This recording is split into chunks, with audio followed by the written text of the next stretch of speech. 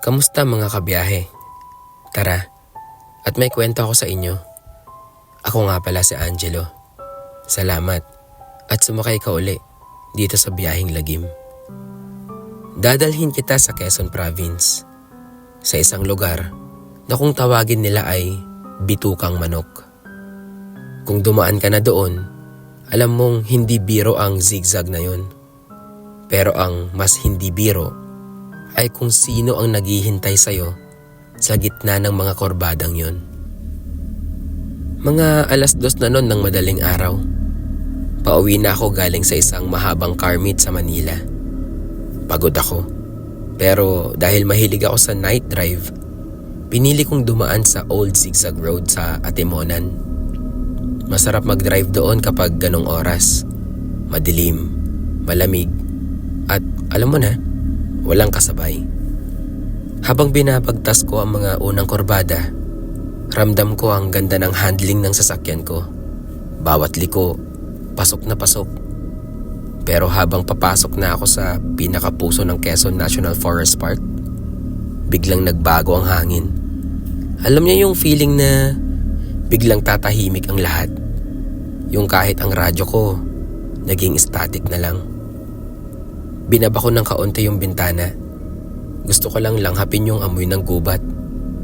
Pero kasabay ng hangin, may naramdaman akong kakaibang gutom.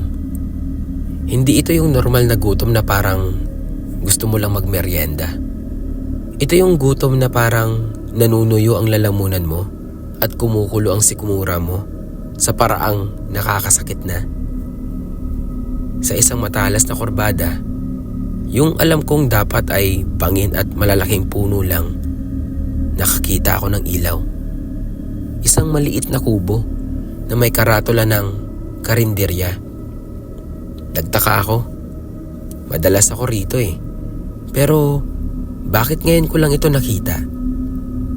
Dahil sa sobrang gutom, pinihit ko ang manibela at huminto ako sa gilid ng graba. Pagbaba ko, sinalubong ako ng amoy. Isang napakabagong amoy ng nilagang ulam. Yung amoy na parang luto ng nanay mo nung bata ka pa. Napaka-warm at nakaka-relax. Sa loob, nakita ko ang isang matandang babae. Maputi ang buhok, maayos ang suot, at nakangiti siya sa akin.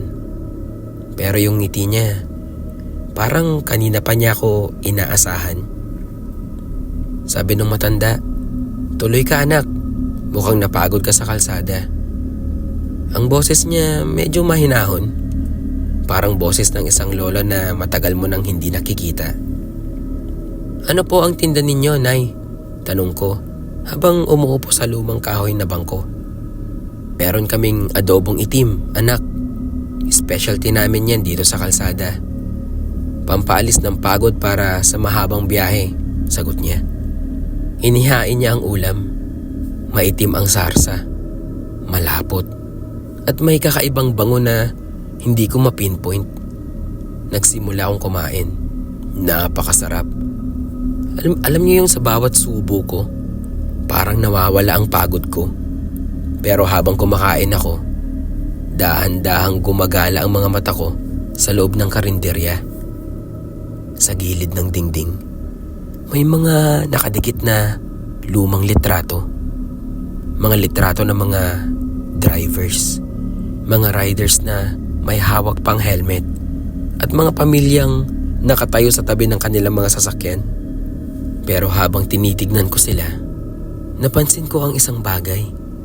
Lahat sila, ang kanilang mga mata, parang nanunuyo. Parang may gusto silang sabihin sa akin na hindi nila mailabas. Biglang lumamig ang paligid. Ang kaninang warm na pakiramdam ay napalitan ng isang cold na kilabot. Tumingin ako sa matanda. Nakatayo lang siya sa sulok. Hindi siya gumagalaw. Nakatingin lang siya sa akin. Pero wala na yung ngiti niya kanina. Ang mga mata niya, parang dalawang itim na butas na lang na nakatitig sa bawat subo ko. Naramdaman ko ang kaba. Nagbayad ako agad at nagmadaling lumabas. Hindi ko na hinintay ang sukli. Pagsakay ko sa sasakyan, nanginginig ang kamay ko habang nilalagay ang susi. Pero nung ma-start ko na ang makina, doon ko naramdaman ang tunay na takot. Hindi normal ang vibration ng sasakyan ko. Parang may humihila sa makina. At sa loob ng katawan ko, may naramdaman akong gumagalaw sa lalamunan ko. Parang may isang kumpol ng bagay na pilit na umaakyat. Inubo ako, malakas. At sa palad ko, may lumabas na mahabang hibla ng buhok na nakapulupot sa isang kinakalawang na karayom. Doon ko na-realize, hindi pagkain ang ibinigay niya sa akin. Kulam ang isinubo ko. Inapakan ko ang gas. Inisip ko na lang ang torque ng sasakyan ko para mailayo ako sa lugar na yon. Bawat kurbada ng bitukang manok, pinasok ko ng mabilis. Pero habang tumatakbo ako ng 80 sa gitna ng zigzag, tumingin ako sa rearview mirror. Kabiyahe, muntik na akong nawalan ng kontrol sa manibela. Sa backseat ng sasakyan ko, nakita ko siya. Ang matandang babae. Nakaupo siya doon, tuwid na tuwid, at dahan-daang hinahatak ang isang itim na sinulid na tila galing sa loob ng sarili kong lalamunan. Hindi ka makakaalis. Bulong niya sa tenga ko, kahit na wala siyang kasama sa loob. Uminit ang tiyan ko. Ramdam ko ang mga pako at buhok na bumubutas sa loob ko. Inisip ko na lang na kailangan kong makarating sa maliwanag na lugar. Inapakan ko ang pedal hanggang sa sahig. Ramdam ko ang bawat kabog ng makina ko. Pilit na lumalaban sa sumpa na dala ko sa loob. Sa dulo ng korbada, nakita ko ang mga ilaw ng bayan ng Atimonan. Pagpasok ko sa liwanag, biglang nawala ang bigat sa likod. Nawala ang matanda. Paghinto ko sa unang gasolinahan na nakita ko, bumagsak ako sa labas ng sasakyan. Sinusuka ko lahat ng kinain ko. Itim na dugo, mga buhok, at mga piraso ng lumang tela. Ang attendant na lumapit sa akin, napaatras na nakita niya. Sabi niya sa akin, "Sir, pang-apat na po kayo ngayong buwan na galing sa itaas na ganyan ang itsura." Mag-ingat kayo mga kabiyahe, lalo na kung nagmamaneho kayo sa gitna ng gabi sa mga lugar na tulad ng Atimonan. Kung makaramdam kayo ng gutom na hindi maipaliwanag, tiisin nyo na lang.